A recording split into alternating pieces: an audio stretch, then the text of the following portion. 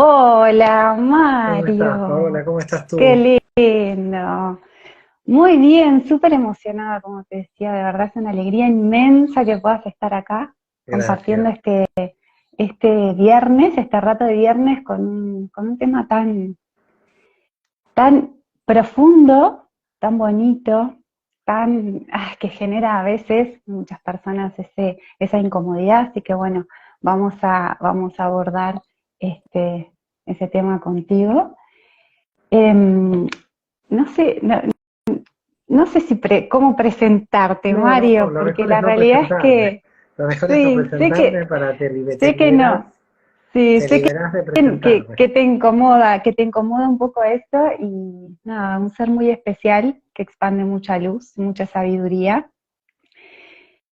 Y para comenzar te diría algo, Mario, son tiempos de un despertar muy profundo a nivel espiritual, a nivel de conciencia, y también son tiempos para muchas personas de mucha oscuridad, por decirlo de alguna manera, de mucha incomodidad física, emocional.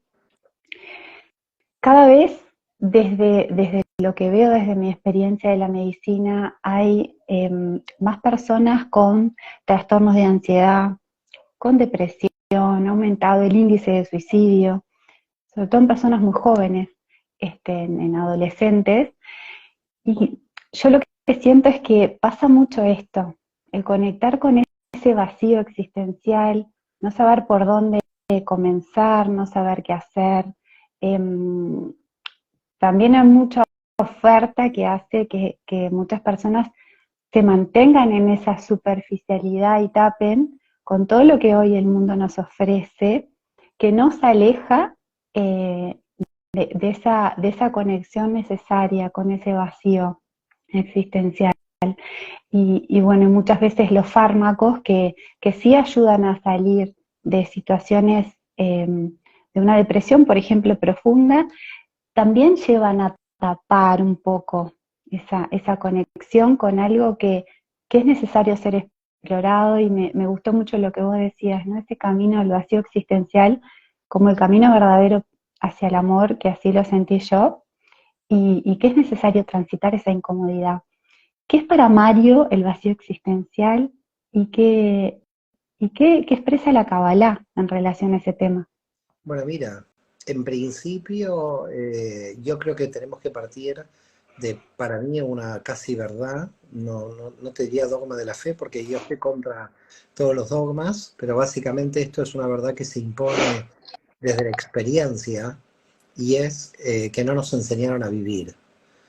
Y cuando yo digo no nos enseñaron a vivir, esto es bastante grave, porque no enseñarnos a vivir implica que no sabemos cómo todos encaramos la vida, es decir, que nos mantenemos en la superficie para salvarnos del abismo del vacío, con lo cual en realidad fíjate que la superficie, lo superficial, aunque lo critiquemos, viene a ser por ahora un salvavidas hasta que la gente comprenda la profundidad.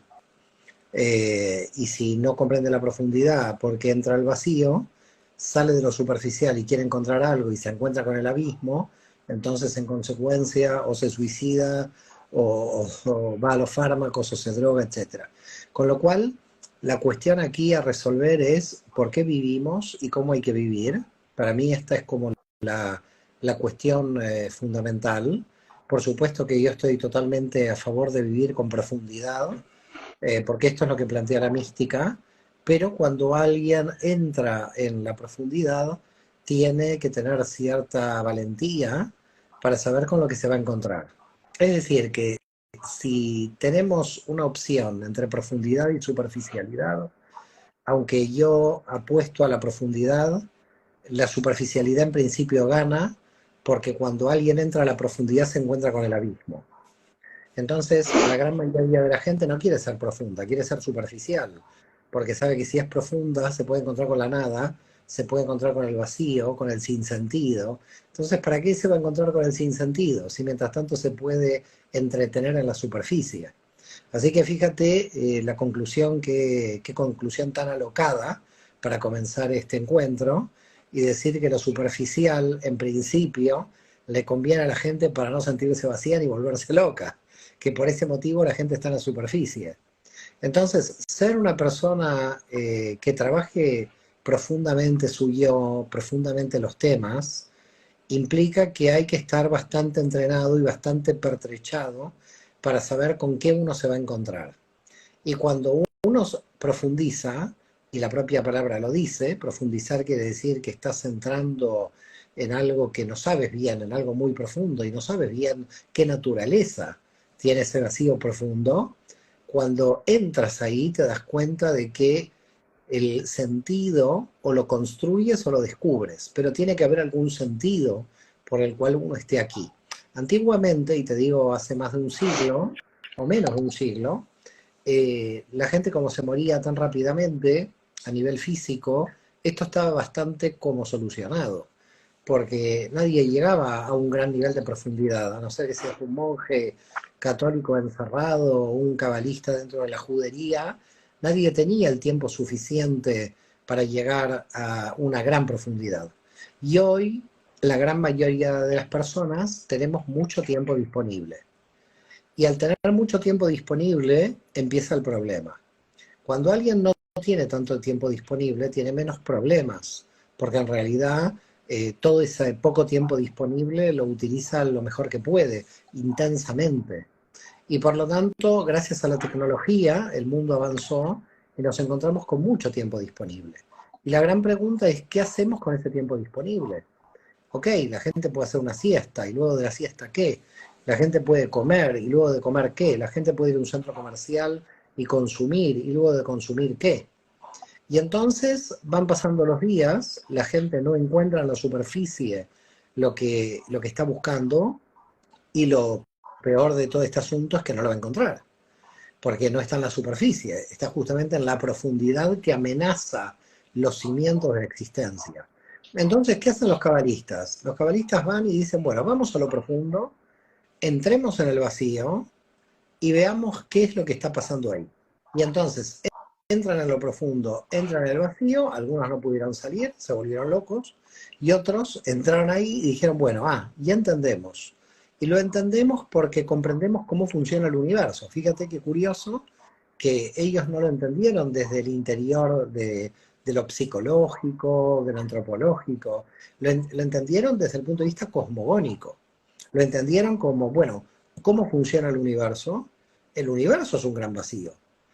Y ese universo, que es un gran vacío, tiene como fundamento el deseo de dar o el deseo de recibir. Siempre estamos con un deseo de algo, ¿no? Y entonces dijeron, bueno, pero entonces esto es muy bueno, porque la fuente de los deseos es el vacío. El vacío no es que no tiene sentido, el vacío tiene mucho sentido. Si no existiera el vacío, nosotros no tendríamos deseos, y si no tuviéramos deseos, no nos podríamos levantar a la mañana para trabajar o para estudiar o para hacer algo de nuestras vidas. Quiere decir que cualquier persona que desea, lo que desea es indudablemente, en principio, recibir, ser llenado. Cuando tú deseas leer un libro, ¿qué estás buscando cuando deseas leer un libro? Bueno, que una nueva idea te pueda construir. Es decir, deseas que un nuevo conocimiento entre en ti, y por eso estás deseando leer este libro, ¿no? Y entonces, vamos a tomar el ejemplo del libro para que la gente lo comprenda. Me levanto a la mañana y deseo leer ese libro porque sé que me va a aportar, que me va, de alguna manera, me va a llenar. Claro, no me puedo embotar de libros, no me puedo embotar de a sí mismo, no puedo recibir en todo momento. También tengo que dar una clase para descargarme de lo que yo estoy recibiendo. Así que la primera conclusión a la que llegan los cabalistas es, deseamos recibir porque estamos vacíos y deseamos dar porque nos tenemos que vaciar. Y la gran pregunta es que es una paradoja, entonces no nos llenamos nunca. No, no nos llenamos nunca, porque esta es la trampa de quien siente el vacío existencial. El que siente vacío existencial es como voy a estar llenado siempre de algo o de alguien dentro de lo exterior, y en realidad uno nunca va a estar llenado, sino que siempre va a estar recibiendo, ¿ok? Es como en una relación amorosa, es como que alguien te da el amor y después se va, no, tú quieres continuar en esa relación que te siga dando y que tú sigas dando. Y alguien podría decir, bueno, yo quiero el resultado de esa relación, un resultado final, y no hay. Entonces, cuando la mente interviene buscando resultados finales, cuando la mente interviene buscando esa conclusión final, ese dogma, ese punto de seguridad, ese llegué a esta conclusión, la respuesta final de mi vida es esta, es donde la mente falla porque en la vida no hay respuesta final. En la vida lo que hay es un proceso de crecimiento continuo. Entonces, ¿por qué la gente siente el vacío existencial? Porque pone a la mente racional al servicio de responder a una pregunta que la mente racional no puede responder. La mente racional puede responder 1 más 1 es 2, la mente racional puede comprender la geometría, la mente racional puede construir cohetes, puede construir casas, la mente racional puede hacer muchísima cantidad de cosas. Lo que no puede hacer la mente racional en el vacío es tratar de darle un resultado final a un elemento que no tiene resultado final. Es decir, la mente racional, cuando busca un resultado final, en un vacío, que es un vacío de proceso continuo de crecimiento, la mente racional no lo puede comprender porque no tiene el resultado final ahí. Es un proceso. Entonces, si yo me voy a preguntar desde mi mente racional, ¿cuál es el sentido de mi vida? El sentido de mi vida lo estoy construyendo todos los días. No solamente es lo que estoy siendo ahora, sino el proyecto de lo que voy a hacer. Entonces, cuando yo entiendo que la vida es un proceso, que el universo está en un proceso permanente, de que aquí no hay un resultado, sino que los resultados los voy viendo poco a poco, pero aunque los evalúe, aunque los clasifique, en realidad ahí no está la respuesta final de la vida, porque la vida es ese proceso de dar y recibir, es cuando interviene la sabiduría, la jochma, el conocimiento intuitivo, y dice, ahora ya lo capté. Lo que capté es que en realidad tengo que captar el proceso. Y entonces empieza una cosa muy particular, aparece una gran paradoja. Las personas que buscan el sentido de la vida ya lo encontraron. Y alguien me va a decir, pero ¿cómo ya lo encontré si lo estoy buscando? No, no, lo encontraron porque la búsqueda es el sentido. El sentido de la vida no es que cuando uno busca el sentido de la vida lo va a encontrar. El sentido de la vida es buscarlo. Con lo cual, buscar el sentido de la vida es el sentido de la vida.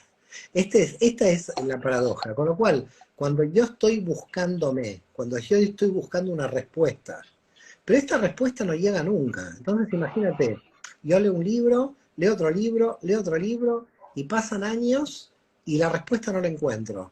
Pero ¿qué pasó? Que esa respuesta que no encontré me llevó a un proceso de crecimiento muy alto. Y el resultado es ese proceso de crecimiento alto. Quiere decir que el sentido es la búsqueda, no hay que buscar el sentido, hay que buscar la búsqueda, hay que activar la búsqueda. Y aunque la búsqueda no llegue a ningún resultado, que es la trampa mental, cuando estamos buscando ya encontramos el sentido. Y esto es lo que la gente tiene que, a mi modo de ver, captar para aprender a vivir. Vivir es un proceso continuo de crecimiento, no es un resultado final. Claro que lo tenemos mal, porque en nuestra civilización siempre nos han evaluado por el resultado final. Es decir, yo voy a dar el examen en una universidad y en la universidad lo que van a evaluar son los resultados de mi examen. En un tribunal no me van a preguntar, ¿usted fue feliz en la licenciatura? Eso no me lo van a preguntar, pero es ahí donde está el sentido de mi vida. Si yo fui feliz en la licenciatura, aunque yo no haya dado el último examen de la licenciatura, en mi interior yo crecí. Pero en el exterior, si yo no di el examen, yo no me dan el título. Entonces fíjate la paradoja. La sociedad impone un sistema de resultados y la vida es un proceso donde los resultados son secundarios. Los resultados pueden ser elementos motivacionales, pero siguen siendo secundarios. Entonces, cuando aplicamos la mente racional a la vida y queremos un resultado, y entonces, ¿qué es lo que sucede? Fíjate, la gente aplica la racionalidad y dice, tengo una familia, tengo hijos, tengo esposa, tengo el perrito, tengo la casa, tengo el auto y me quiero matar. Pero ¿cómo se quiere matar? Si usted cumplió con todos los requisitos que la sociedad le dijo que tenía que cumplir. La sociedad le dijo que tenía que cumplir un auto, se compró el auto. La sociedad le dijo que tenía que tener un perrito, tuvo un perrito. Y a medida que la gente tiene más resultados, más se angustia. Entonces la pregunta es, quiere decir que hay una trampa mental de carácter racional en el análisis que estamos haciendo. Por eso la espiritualidad es la que nos saca de ahí. Porque si fuera por la psicología, estamos hablando de papá durante 20 años y no salimos de ahí. Entonces, ¿cómo salir de ahí? Salir de ahí quiere decir, entendamos el proceso. Entendamos que lo más importante de cursar una licenciatura es el disfrutar el crecimiento de la licenciatura. Mira, hay dos tipos de estudiantes. El estudiante entre 18 y 26, que la sociedad lo impulsa a tener un título porque de algo tiene que trabajar, y los estudiantes adultos que yo he tenido de 40 para arriba. Los estudiantes de 40 para arriba ni piden certificado, ni piden licenciaturas. Hay algunos que pueden tener algún tipo de ego infantil que necesitan un certificado. Pero en general, la gente no estudia por un certificado. La gente lo que estudia es por la experiencia que le va a dar el propio estudio, por el crecimiento interior que le va a dar el propio estudio.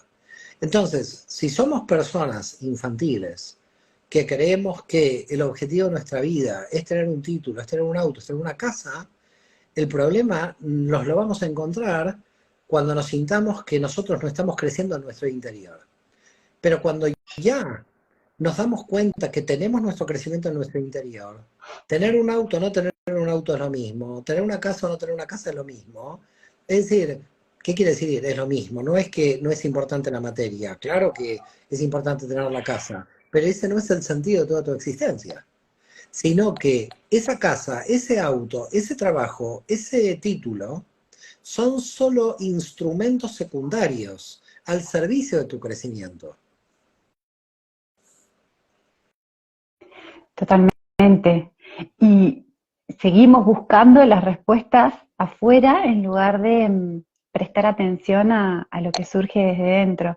Vos hablabas de los libros, por ejemplo, y muchas veces esperamos la respuesta en un libro cuando la respuesta ya estaba al momento que decidimos tomar ese libro.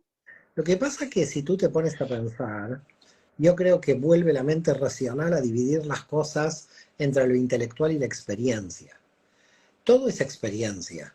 Cuando tú estás tomando el libro es experiencia y cuando lo estás leyendo es experiencia y gran parte de los libros son experiencias de aquellos que murieron. Por lo tanto, son experiencias escritas también. Dividir lo intelectual con la experiencia es otra de las trampas de la mente racional. No hay algo intelectual por una parte y algo que tiene que ver por la experiencia por el otro. Porque si no, estaríamos dividiendo lo animal como experiencia y lo intelectual como cultura. Algo que ya hizo Freud y que nos llevó a cualquier parte. Es decir, Freud ya hizo esto, y Darwin también lo hizo, y los materialistas lo hicieron. Experiencia es todo. Lo intelectual también es experiencia. Lo intelectual también es ese libro que fue escrito desde la experiencia de su autor. Entonces, el libro fue escrito por la experiencia de ese autor, yo lo leo por mi propia experiencia, tengo una experiencia intelectual, cambio la percepción y luego me cambia la canalización de la experiencia a partir de la percepción. Así que lo que no podemos hacer es dividir intelecto y experiencia. Lo podemos hacer, pero no es correcto, porque entonces es como que en el árbol de la vida estamos desgajando la dimensión del pensamiento de la dimensión general de la persona. Tenemos lo animal, tenemos lo emocional, tenemos lo intelectual, y todo es experiencia. El problema que tiene la espiritualidad a la hora de comunicarse con el exterior es que es muy difícil explicar la experiencia interna, siendo que la experiencia interna es muy subjetiva. Es decir, si tú me dices que ayer a la noche viste a tu abuelita y hablaste con ella, yo no tengo forma de comprobar tu experiencia, solamente tengo que validar tu declaración, ¿ok? Y validar una declaración de otro es como muy difícil, yo puedo validar mi experiencia personal. Por lo tanto, las experiencias tienen un cierto problema a la hora de ser validadas por la sociedad, ¿ok? Entonces, si hay una experiencia escrita en nuestra tradición judeocristiana, la experiencia escrita está validada por la escritura. Entonces, Pablo se cayó, tuvo la experiencia que tuvo, lo que se llamó la conversión, que yo no creo que se convirtió a nada, y entonces la experiencia es válida porque quedó escrita. Ahora, si le pasa a tu primo la experiencia de Pablo, le decís que está loco, porque no es una experiencia validada socialmente. Entonces, el problema que tenemos en la mística, en la espiritualidad, es que nuestras experiencias no están validadas. Es decir, estamos como todos locos en el mundo místico, porque nadie nos valida. Si alguien lo valida, entonces ya al quedar validado socialmente, pero la experiencia sigue sin ser comprobada, porque la experiencia sigue siendo subjetiva. Entonces, es como muy difícil poder explicar la espiritualidad, porque esa experiencia subjetiva se tiene que ir elevando a niveles de profundidad del alma que se correspondan con experiencias generales. Es decir, si yo voy profundizando sobre mí, sobre mi interior, en términos de la Kabbalah, se va ampliando el espectro de llegada a la energía global del cosmos. Es como que yo me voy desubjetivizando, me voy descentrando en el yo. Si yo descentro el yo, entonces lo que estoy haciendo es tratar de comprender más allá de mi yo. Uno de los problemas que tenemos es comprender esa experiencia subjetiva en los términos de la subjetividad. Hay que entenderla en los términos de la subjetividad, pero simultáneamente en términos cosmogónicos, en términos de arquetipos cosmogónicos. Entonces, cuando mi subjetividad se puede analizar desde arquetipos, quiere decir que yo estoy teniendo relación con energías que tienen que ver con el universo. No tienen que ver con energías en un yo psicológico. Por eso yo muchas veces digo, los psicólogos tendrían que ser definidos como cosmógonos subjetivos. Es decir, cuando se encuentran con una persona, entender que entran en un universo entero, no entran en una persona, en una parte del universo que se refleja en esa persona. Entonces, un psicólogo realmente, si ve las implicancias del trabajo que está haciendo, es un trabajo que tiene que ver más con la cosmogonía y con la física, porque está entrando en un reflejo del cosmos dentro de la psique. Entonces, la psique sería una antena que capta información de una información cosmogónica que está entrando a esa antena. Entonces, en términos un poco más teológicos, podríamos decir cómo Dios me habla a través de tu pregunta. ¿Ok? Es decir, que si tú me estás preguntando algo a mí, yo puedo comprenderlo de dos modos, como intención subjetiva, como intención tuya, o puedo comprender como intención cosmogónica. ¿Qué me está diciendo el universo a través de esta persona que a mí me está entrevistando? Pero que la persona es un canal. Si empezamos a pensar de este modo, nos está llegando siempre información de todo el universo, a través de experiencias que parecen subjetivas, pero que en realidad se transforman en experiencias objetivas, porque son experiencias del cosmos. Totalmente. Y eso es mucho de lo que me pasa a mí, Mario, hoy en mi ejercicio médico, que va mucho más allá de lo que es la medicina alopática, y fue una de las cosas que tuve que aceptar cuando conecté con ese vacío, ¿no? Con esas muertes psicológicas que vamos teniendo, con esas noches oscuras del alma, es comprender que soy mucho más de lo que mi mente racional cree, que la persona es mucho más, la persona que tengo enfrente es mucho más de lo que visualmente veo, ¿no? Con la estructura que tenemos, y de que existe esa conexión entre campos y esa conexión con algo superior, y que esos mensajes aparecen y dar la bienvenida para compartir con el otro. Eso también hace que uno se vacíe y se llene permanentemente, ese flujo permanente que para mí es la vida, ¿no? Cuando uno realmente transita la incomodidad de ese vacío, de encontrarse con que no soy nada y lo soy todo a la vez, de que soy parte del otro y soy parte mía, o sea, algo que desde nuestra mente pensante es imposible ponerle un nombre, y es como eso, ¿no? Estoy loca, no estoy loca, estoy absolutamente conectada con lo que se ofrece, con lo que ofrece la vida.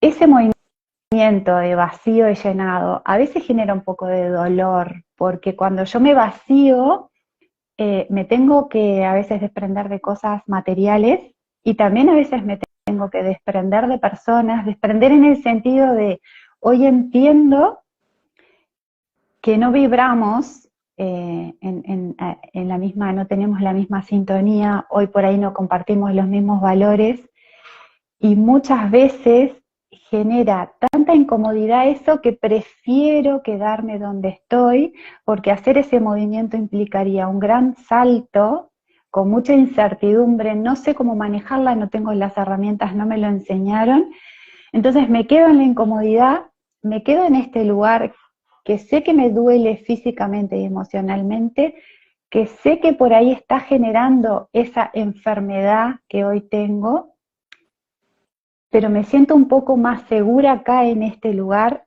eh, que lo veo y que sé que no es lo que hoy está ofrecido para mí, pero igual lo tomo y es absolutamente aceptable, ¿no? Claro, Porque cada uno, lo que pasa es cada que, uno lo...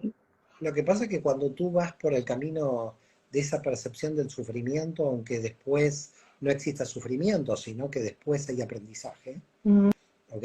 Así que primero puede haber un dolor y después aprendizaje. Lo que pasa es que el comienzo de la percepción es negativo. Hay que cambiar el comienzo de la percepción, no el final. No hay que llegar al... Es decir, tu análisis es muy correcto, pero a la hora de comprender las consecuencias, pero no a la hora de la causa. Y la causa es siempre el nivel de percepción primero que tenemos por el cual aparece el sufrimiento. Si el sufrimiento no lo hace la persona con la cual nos relacionamos de manera negativa, lo que lo produce son las expectativas que nosotros ponemos en creer que una persona puede al extremo de llenarnos todos los aspectos de nuestra vida de manera radical. Es decir, nosotros tenemos una percepción dicotómica o dual dentro de la mente que hace que juguemos al blanco y negro de manera extrema. Y al jugar de manera extrema, estamos con la infantil idea de que alguien va a venir a salvarnos de alguna forma, y cuando no nos salva, porque nadie nos viene a salvar de nada, entonces tenemos un sufrimiento que después lo catalogamos como aprendizaje. Y es verdad que es aprendizaje. Pero todo sufrimiento barra aprendizaje es un problema que aparece a partir de una percepción inicial negativa. Nosotros tenemos que cortar de base la cuestión de la posibilidad de sufrimiento. Es decir, no es necesario sufrir siempre para aprender. Es mejor ir a la causa, aprender y dejar de sufrir. Ahora, ¿cómo se hace esto? Se hace esto tratando de comprender que todos los que te rodean te van a dar lo que te pueden dar. No te van a dar lo que tú quieres. Te van a dar lo que pueden, no lo que quieres. Si tú pretendes de alguien que te dé lo que tú quieres, estás ante un problema porque siempre va a haber sufrimiento, porque nadie va a cumplir tus expectativas. Entonces, va a haber siempre una vida de sufrimiento permanente, porque el inicio del proceso es un inicio que podríamos decir, un inicio de una percepción negativa de la realidad.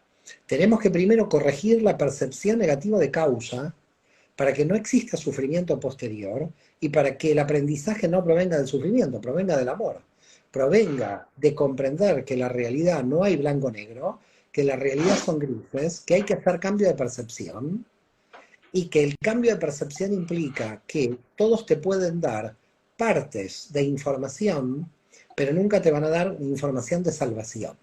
Es decir, a mí no me salva ni Moisés, ni Jesús, ni Mahoma, ni nadie.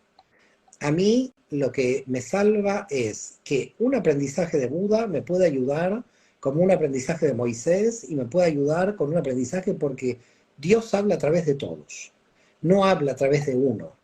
Cuando nosotros creemos que hay uno que me viene a salvar, cuando nosotros creemos que vamos a encontrar en esa relación la respuesta definitiva a toda mi vida, entonces estamos ante un problema de extremos y volvemos a la mente racional que opera en los extremos.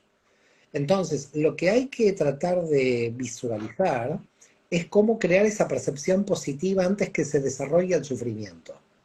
Y para llegar a este punto, hay que dejar de pensar y hay que observar. Por eso Bulafia en el siglo XIII decía, observar antes de pensar. Entonces, dejamos el pensamiento por un momento, observamos la realidad tal como es, la realidad de tiempo, la realidad de espacio, la realidad del mal, observemos, y luego de observar, ya aceptada la observación, porque imagínate mi sufrimiento si no acepto la ley de la gravedad.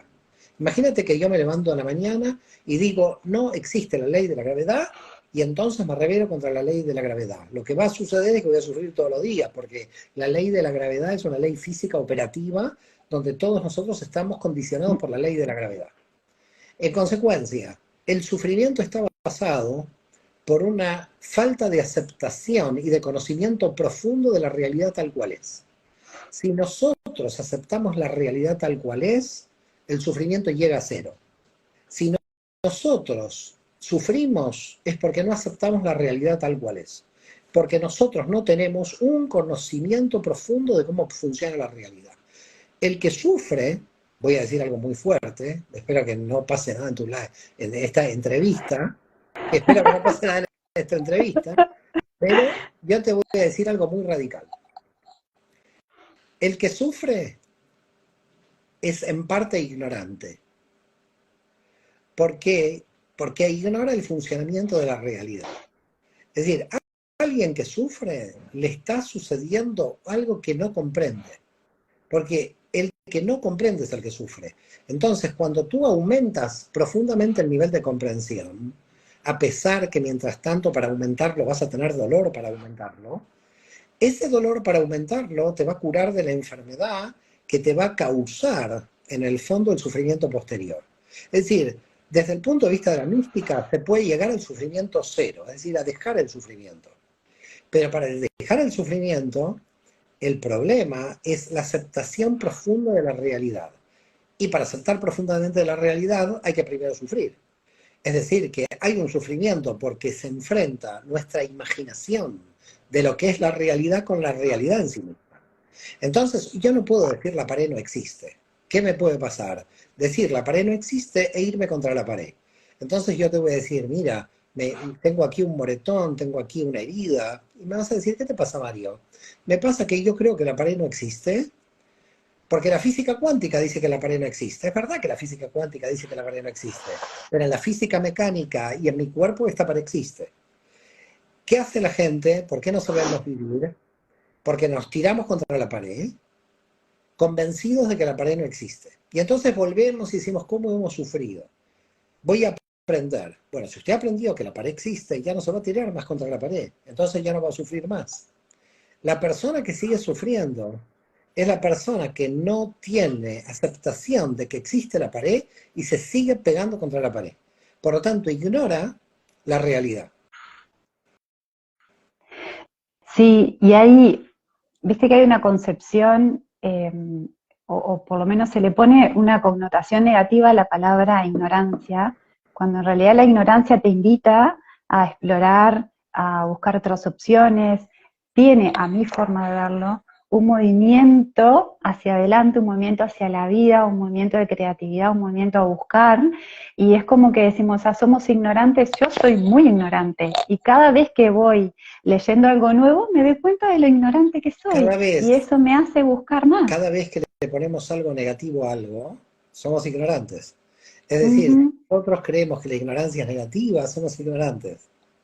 Si nosotros creemos que el mal es negativo, somos ignorantes. Es decir, por supuesto que todo es positivo. No hay nada peyorativamente negativo.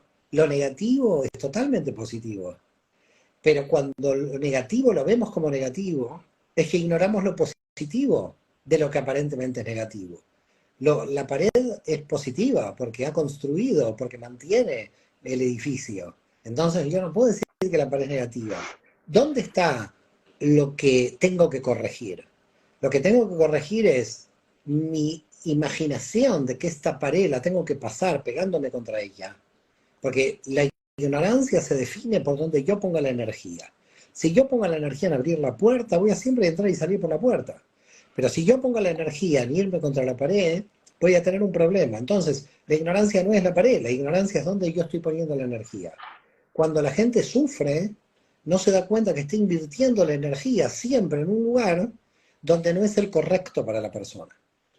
Quiere decir que lo incorrecto es positivo si me aumenta la conciencia de que llego a entender que es incorrecto donde pongo la energía.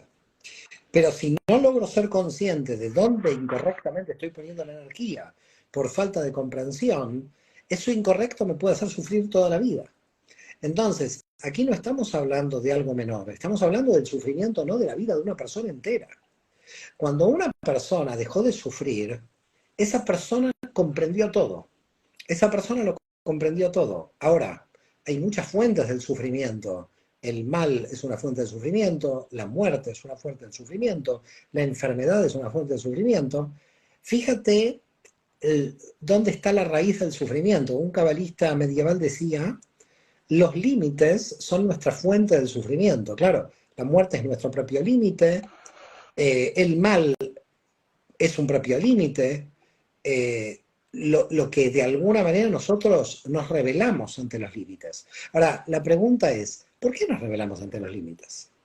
Y nos rebelamos ante los límites porque nuestra energía proviene del infinito. Nuestra energía en realidad no tiene límite. Nuestra energía proviene de una fuente ilimitada. Entonces vivimos en una paradoja.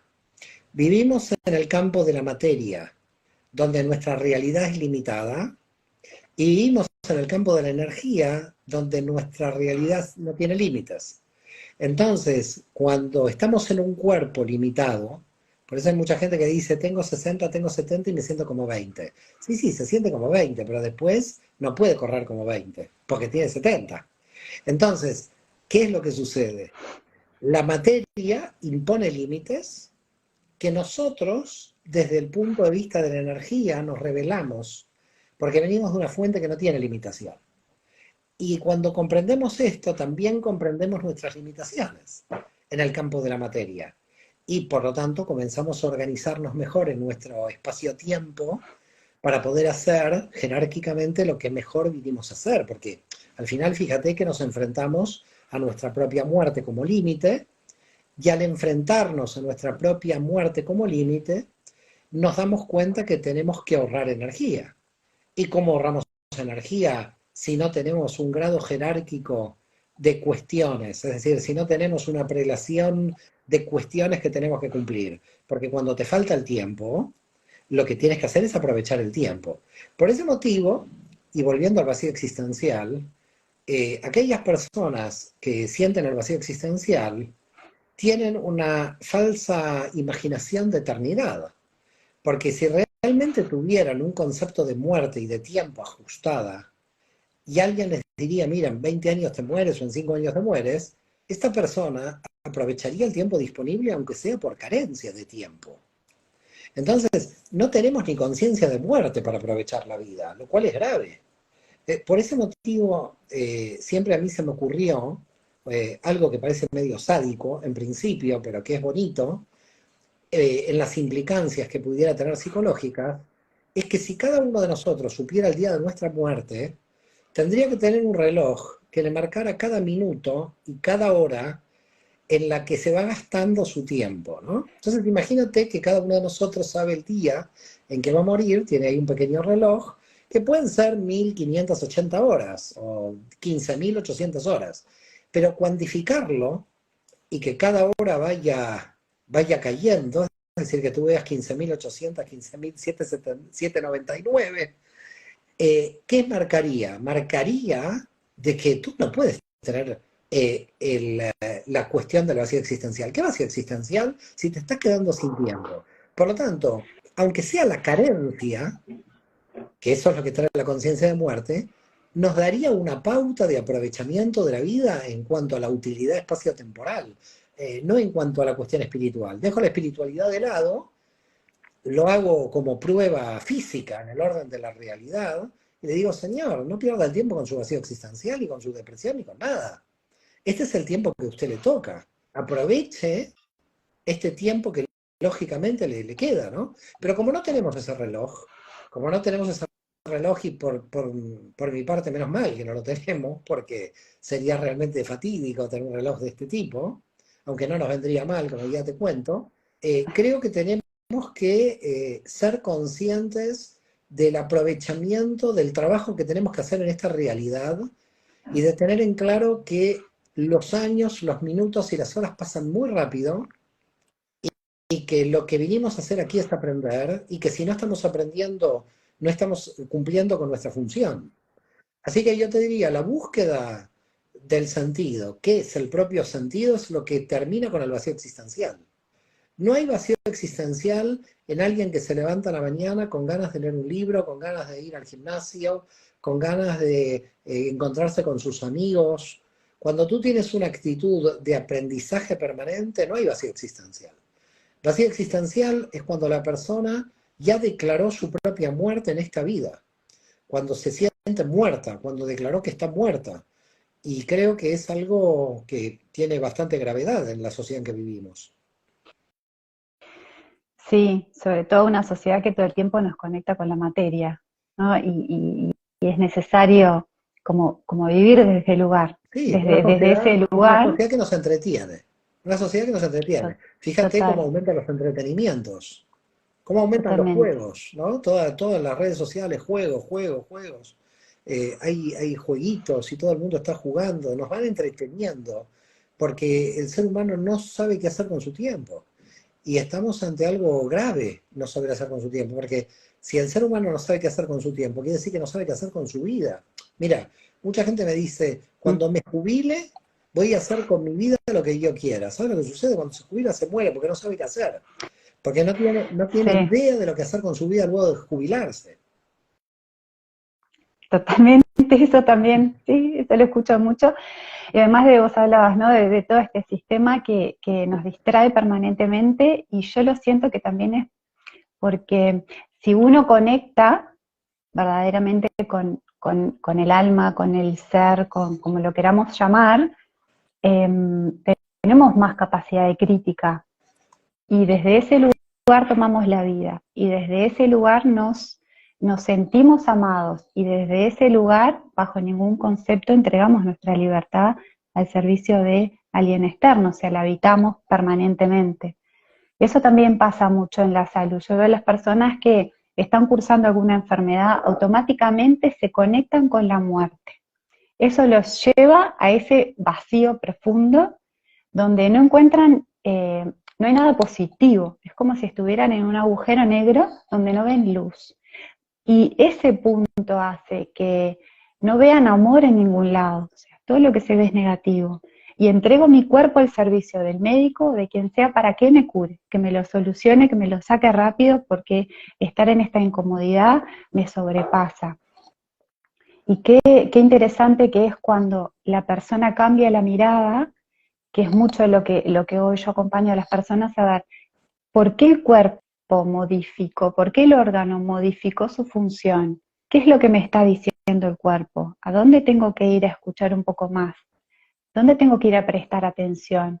¿Qué movimiento tengo que hacer? Porque esto que vengo haciendo desde hace tanto tiempo me funcionó, sí, hasta ahora, pero hoy ya no es el recurso para conectar con eso bonito que la vida está esperando, ¿no? Que la tomemos y que hagamos de ella todo lo que Aquí, venimos a aprender y ofrecer es en eso de dar y recibir. aquí tenemos un tema con respecto al movimiento que realizamos. Podemos hacer un movimiento externo de fuga, donde, por ejemplo, estamos con la familia o estamos en el trabajo fugándonos de hacer nuestro trabajo interior, o podemos, desde el trabajo interior, hacer un movimiento de redención de la acción. Es decir, cuando yo hablo de redención de la acción, es que la acción sea consciente. Entonces sucede una cosa como bastante extraña, y es que dos personas pueden estar haciendo el mismo trabajo, una fugándose de su trabajo interior y otra comprometido con su trabajo interior. Así que nosotros no podemos saber, y vuelvo al tema de la imposibilidad de la experiencia subjetiva a nivel místico, de esa acción si es consciente o no es consciente. Hay que ver si hay una conciencia interior relacionada con la acción exterior, o hay que ver si esa acción exterior es un elemento de fuga de la conciencia interior que se está descubriendo. Hay muchísima gente que va a mucha velocidad en la vida porque se está fugando de su trabajo interior.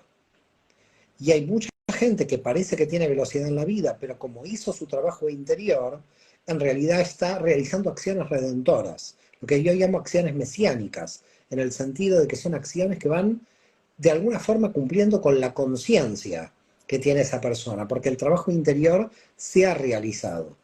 Lo curioso es que las dos acciones, aparentemente, en el campo del exterior son iguales, son lo mismo, podrían ser iguales. Y lo que las difiere, lo que las cambia, es lo que nosotros en hebreo llamamos kavaná, intencionalidad. La intención marca la dirección, dice Cordovero. Quiere decir que si yo tengo intención de fuga, estoy utilizando esa acción para fugarme de mi trabajo interior. Entonces la pregunta es, ¿esa acción al servicio de qué está?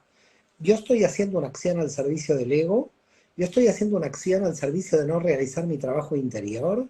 ¿Desde dónde parte la intención de la acción? Y la cuestión ahí, volvemos, que es totalmente interior. Si yo soy feliz conmigo, esa acción es coherente. Es decir, si soy feliz conmigo, ya veo que la acción es coherente. Si hay algún tipo de desequilibrio, llámese enfermedad en cualquier sentido, la acción no es coherente porque no está cumpliendo, no está no satisface, no redime a ese cambio que se produce en el interior. Entonces, lo que nosotros estamos viendo hoy, por el cual aparecen muchas enfermedades, es una fuga al exterior de acciones exteriores que no condicen con su conciencia interior, que no se relacionan con el ser interior. Hay una especie de fuga a la superficie de no hacer el trabajo de profundidad. Ahora, la pregunta es, ¿por qué hay tanta gente que se fuga hacia lo superficial? Y volvemos al principio de nuestra entrevista. Se fugan a lo superficial porque hacer el trabajo interior hacen que encuentren el vacío, que no encuentran el sentido del vacío. Entonces, desde la Cábala les decimos, cuidado, el sentido del vacío hay que encontrarlo, sí tiene sentido. Entonces usted profundice que no hay ningún problema, no tema al vacío. Entonces, no hay una noche oscura del alba, hay una luz luego de la noche. Lo que pasa es que la gente cree que la noche va a ser eterna ahí adentro. No hay una noche oscura del alma, hay un amanecer luego de la noche oscura del alma. Entonces hay un amanecer de luz luego de la noche oscura. Pero a la gente no le cuentan esta parte. La gente le cuentan solo la noche oscura del alma. ¿Vas a entrar en la noche oscura del alma? ¿Cómo no voy a salir de ahí? ¿No voy a salir de la noche oscura? Sí vas a salir de la noche oscura en el amanecer. Pero hay gente que en cuanto pasa 2 horas de la noche tiene tanto temor que va a lo superficial, no espera el amanecer, le tiene mucho miedo al amanecer. Entonces, mi consejo, que no soy nadie para dar ningún consejo, es, mire, usted entra en la noche oscura de su alma, quédese, disfrute el sonido de la noche o el silencio de la noche hasta que venga el amanecer, pero quédese ahí, no se fugue. Entonces la gente tiene media hora de noche oscura del alma y se fuga. O 1 hora. Y no, señor, la noche tiene 8 horas, por lo menos 10. Manténgase en la noche oscura del alma un tiempo. Entonces la gente quiere respuesta inmediata. Quiere satisfacción Sí, inmediata. La noche oscura del sí. alma no te da satisfacción inmediata. Te va a dar un gran amanecer, pero luego de 8 o 9 horas de gran oscuridad. Señor, usted quiere crecer y bueno, en esa oscuridad de la noche trate de ver lo que pueda ver, ¿no? Es como, no voy a encender la luz de mi casa, estoy en la noche oscura, me voy a golpear seguro con algo que voy a tener por ahí, alguna maleta que esté dando vueltas por ahí, pero la confianza, lo que nosotros en hebreo llamamos emuná, es que en lo más oscuro hay luz. Es decir, ahí está la cuestión. Claro que si uno está en lo más oscuro y sale corriendo de ahí por miedo, indudablemente queda claro que no se va a quedar mucho tiempo a esperar al amanecer. Entonces, hay que ser pacientes, los resultados llegan con el tiempo y en general sabemos vivir cuando estamos por morir. Con lo cual hay que tener paciencia, porque tenemos que aprender a vivir hasta el día de nuestra muerte. Sí, y esa luz que se enciende en esa noche oscura, ese amanecer del que vos hablás, vale tanto la pena estar en esa noche y ver el amanecer porque se habita después una sensación de gozo y plenitud que no se puede no se puede expresar con palabras, simplemente es algo que empieza cada vez más a expandirse, algo que no tiene límite. No hay incomodidad, no hay vacío ahí, es una sensación muy, muy, muy expansiva y creo que vale la pena, vale la Sí, sí, pena sí. eh, La vida, ver ese amanecer.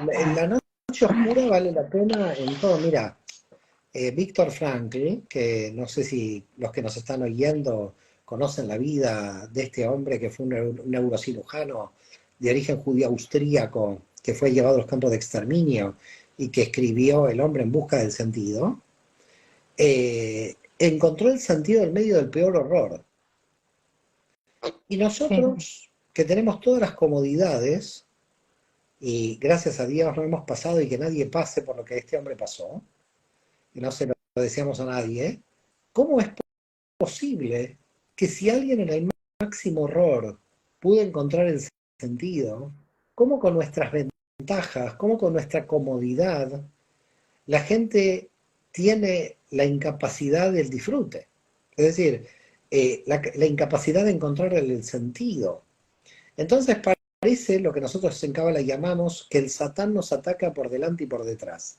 Cuando nos ataca por delante es más fácil, porque cuando nos ataca por el mal, tenemos que tener resiliencia y salir adelante, pero cuando nos ataca por el bien, es mucho más peligroso, porque nos va dejando en una zona de seguridad donde la gente se va durmiendo en los laureles. La gente no se da cuenta de que lo muy bueno debilita peor que lo malo. Entonces, el problema del vacío existencial tiene que ver con unas tinieblas que se instalan desde la bondad, desde el no hacer, desde la omisión, desde la debilidad de lo bueno. Entonces hay que estar muy alerta a nivel intelectual para comprender que lo bueno no es tan bueno. A veces lo malo se disfraza de bueno. A veces hay que salir de la comodidad cuando tenemos mucha comodidad, porque esa comodidad está siendo satánica, nos está dejando en una zona de seguridad. Hay que moverse adrede, intencionalmente, porque si no nos movemos intencionalmente, el problema es que nos está hundiendo Satán en la complacencia, nos está hundiendo en esa aparente bondad donde dice, si todo está bien, ¿para qué vas a leer? Si todo está bien, ¿para qué vas a trabajar? Es decir, te vas sacando fuerzas desde el marketing de lo aparentemente bueno.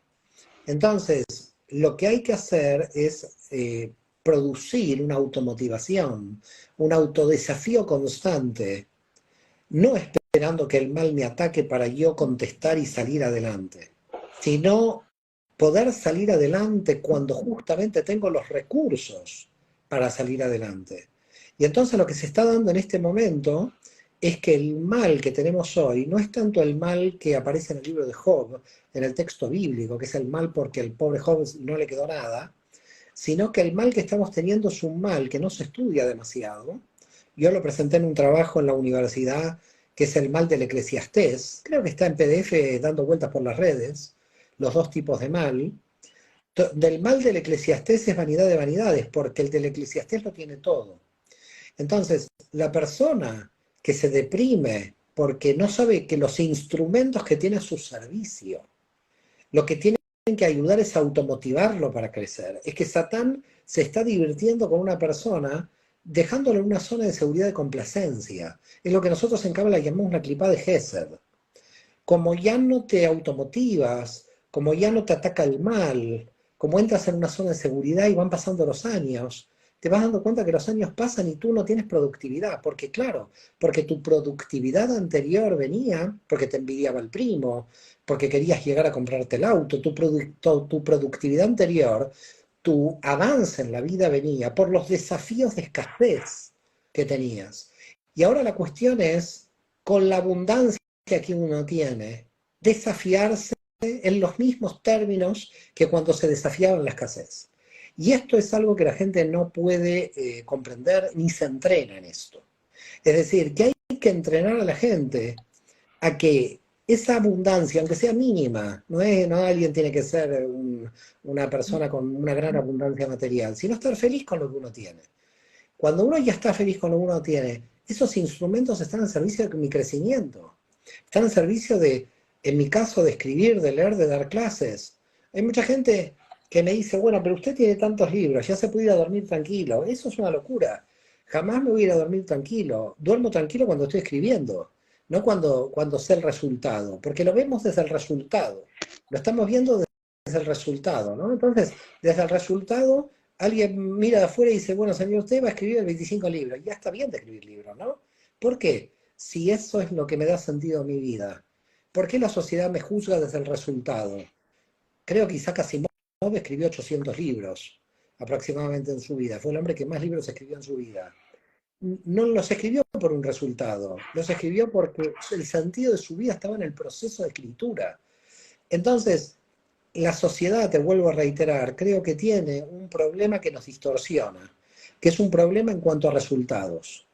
Y nosotros nos tenemos que liberar de la dictadura de los resultados de la sociedad. Cuando los niños vayan al colegio, porque no existan exámenes, sino porque vayan por el placer de ir, entonces realmente estaremos educando a la gente. Por ahora estamos en un sistema dictatorial, donde la gente se educa porque tiene que tener un resultado de un 9, de un 10 en un examen. Y esa no es la educación del futuro será una educación desde el placer, desde quiero ir a aprender, de que quiero comprender la fórmula, no de que no de que voy a memorizar la fórmula, me la van a tomar, me voy a sacar el 10 y dentro de una semana la fórmula me la voy a olvidar. El sistema que tenemos hoy en la sociedad es un sistema de perversión. Está pervertido el sistema. Una persona con una gran memoria puede tener muchísima cantidad de títulos, pero no logra ser feliz. No internalizó esos conocimientos. Muchísimas gracias, la verdad, por esta entrevista. A mí hasta ahora se me pasó volando realmente. Totalmente, totalmente, Mario. La verdad que un placer. Qué placer escucharte, qué placer. Hay muchos comentarios ahí, no va a dar para leerlos ahora. Eh, Nada, decirte que es una maravilla que puedas compartirnos tu experiencia, tu sabiduría y poder acompañar a las personas a que por lo menos esto que charlamos en este rato, que se fue volando, Mucha por gente lo amiga, menos, hay mucha gente amiga en las redes sí, que está saludando. sí, Veo a mi sí, esposa, Marisa Ventura, le envío un beso. Hay mucha gente también de los diferentes grupos de SOD, gente amiga de las redes. Bueno, agradecer a todos los que veo que están, no llego porque están saludando y quiero, bueno, pasa agradecer a todos súper los que rápido. Pero los invitamos a esa reflexión y a esa pregunta que puede ir surgiendo a partir de este vivo para, para comenzar a habitar el día a día y para comenzar a disfrutar de cada proceso que cada persona esté en este momento transitando para tener una vida realmente plena y llenarnos de aprendizajes permanentes, que eso es lo bonito. gracias. Mario, no Gracias, quiero Pamela, detenerte más. un placer, Un gracias, placer haberte tenido gracias, gracias, por acá y nada, te mando un abrazo enorme, un abrazo gracias, para todos los que están ahí y va a quedar este live grabado. Cualquier consulta, duda, sigan a Mario. Voy a dejar tus datos ahí para quienes no te conocían. Inmensa gratitud, gracias. Mario. Muchas gracias a ti, shalom a todos, Shabbat shalom. Un abrazo muy, muy Abrazo grande. Cuídense apretado. mucho. Gracias.